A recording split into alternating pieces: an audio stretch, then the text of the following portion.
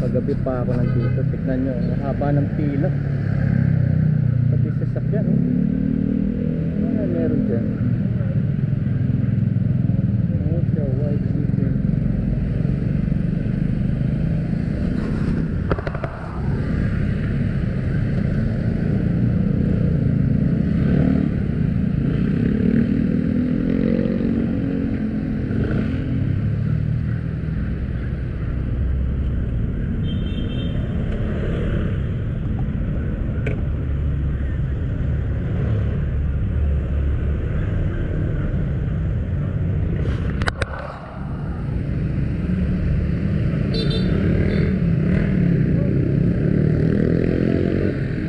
Ay hindi, ano?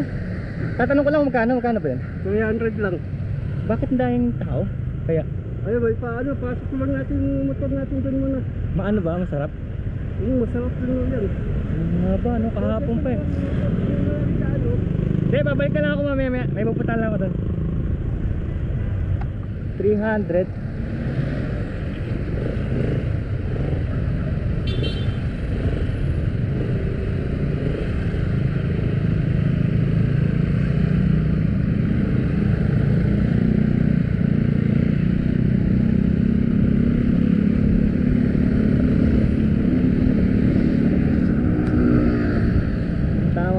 Si ano, si The Victor, gagabi na eh. Didilim na eh. Balik tayo doon. Ang wala ng tao mamaya. Kagabi pa yun eh, napadaan ako dito kagabi. Ang daming tao eh. Tsaka tignan nyo nga, ano, parang may kaguluhan. Ito 300. Pwede lang, no?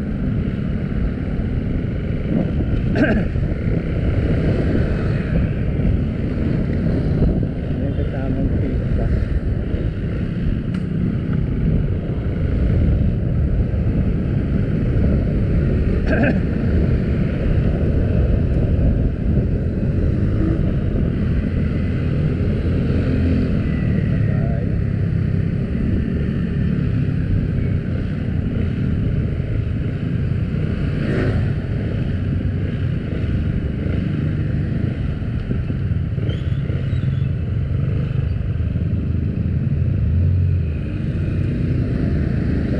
Sunday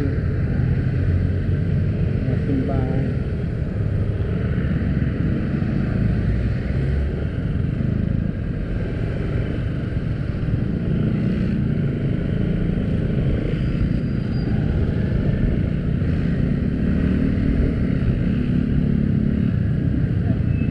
At umambo ng slide. Umambo ng slide kasi may bagyo eh. Bagyong Goring.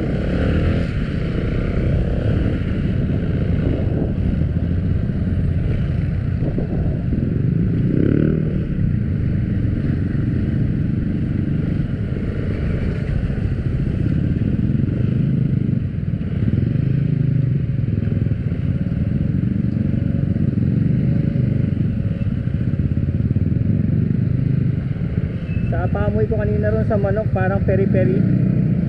Parang pollo loco ang ano nila ingredients, pollo loco. Kung 300 mas mura nga yan kasi sa pollo loco nasa 700 something yata, 600 doble.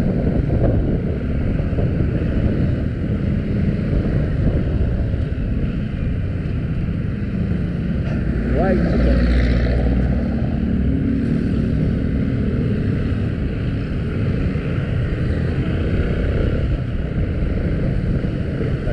Dito sa Pasig.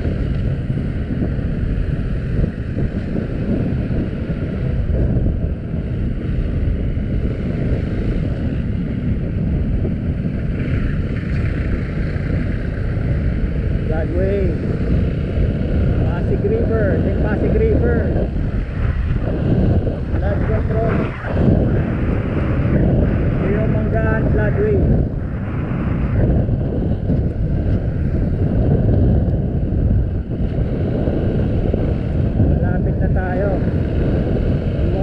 kasi after this bridge.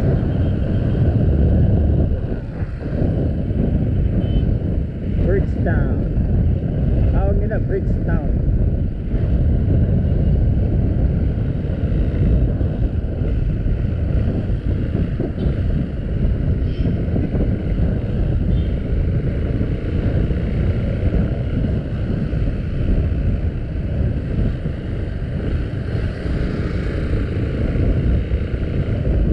Mabot pa tayo, medyo maliwanag pa. Gusto ko lang makakunan si The Victor ng na maliwanag pa. Dilim kagabi. Kaya ng flashlight, kailangan spotlight.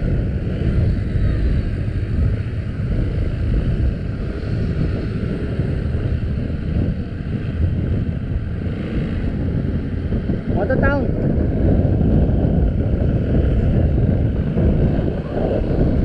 Ay, si Victor oh.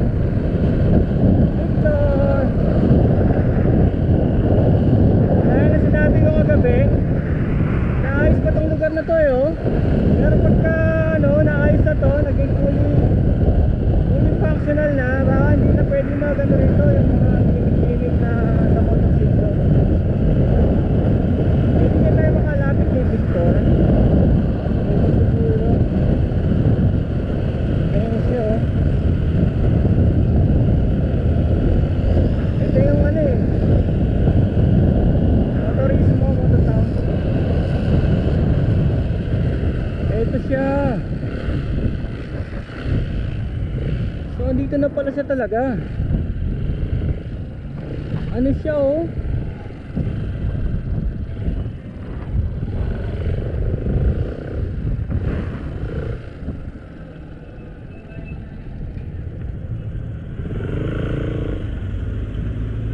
Ayun oh, yung sapatos niya is parang stainless pero yung taas niya is sa mesh. It's a wire mesh, hindi siya sheet metal, it's a wire mesh. Oh. Pwede nga dumaan sa loob oh. Ang laki niya oh.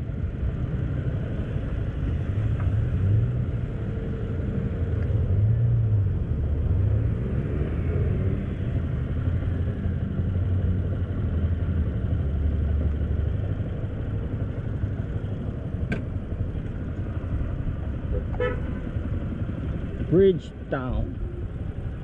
Wow. Sa 46 meters. Kung sa statwa lang, mas mataas siya sa Statue of Liberty. Kung sa statwa lang kasi 60 meters to 46 meters lang yung Statue of Liberty, 60 meters to. Pero kung kasama yung base, 93 meters yung Statue of Liberty pagkasama yung base. Ito kasi pedestal niya mababa lang yun. Honda. Of course mahilig din ako sa art, kaya gusto ko siya makita kasi meron din akong metal art diba, yung Resilient Filipino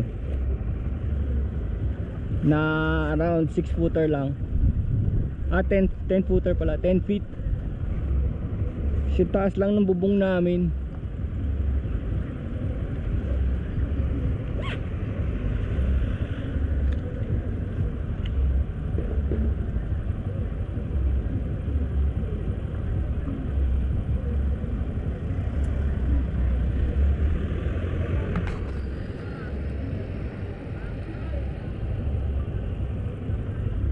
Ayan siya oh, 60 meters na height. The Victor,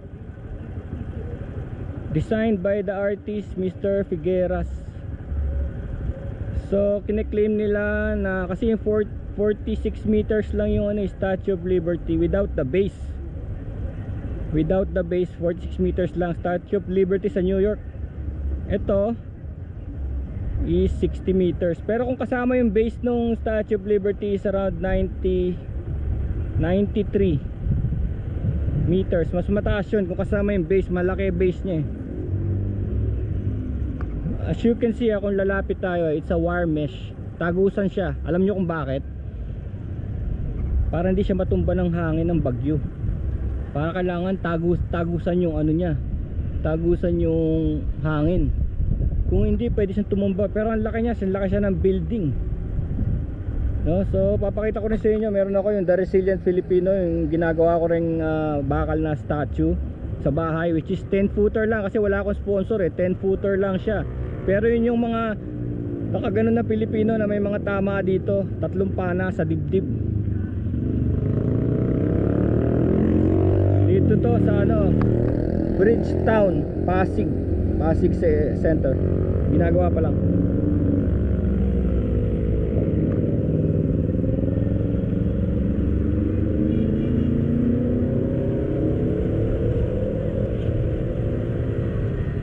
Ayos, masaya ako. Umabot tayo ng maaga para makita natin tong si The Victor. Ganda ewan ko kung itutuloy nila yan. Tignan mo yung sapatos niya, sobrang kintab Hindi na siguro tapos na yan. Kasi kailangan talaga tagusan yung hangin Kailangan talaga tagusan. Pero ang tanong kung material, stainless kaya yan o tela lang? That's a difference. Pwede ba yung tawaging metal sculpture kung hindi bakal yan, kundi wire mesh? Kasi yung sa Statue of Liberty, kaya sikat yun, si Batholdi ang artist nun. Pero ang structural framing nun sa loob ni Statue of Liberty is Gustav Eiffel. Yung gumawa ng Eiffel Tower, yun ang gumawa nung gitna nung Statue of Liberty. Kaya sikat yun kasi nakalink pa rin kay Gustav Eiffel yung design na yun. Regalo ng France yun sa Amerika. Galing. Pero magiging landmark to, I can see. Magiging landmark to. Tama nga sila. Kaya lang sana malaman natin kung magkano inabot yan Wow. Now we're up close. Now we're up close and personal.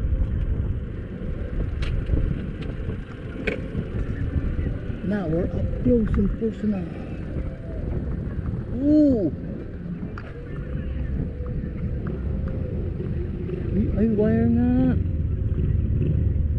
I think it's some kind of wire. Ooh. I think it's some kind of wire. Galing meron palang technology ganyan. Wow. Lalagyan daw nila ng hagdan yan para makarating ka sa taas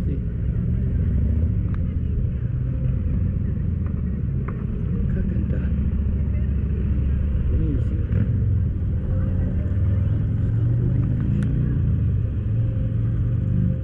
Picture tayo dito. Sinasamantala ko lang kasi maliwanag pa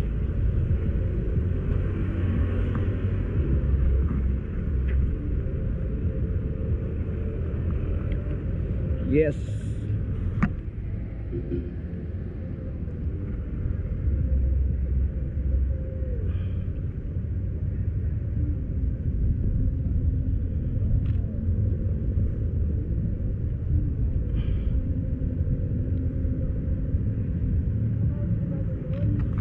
Tangkad niya, sinlaki siya ng building.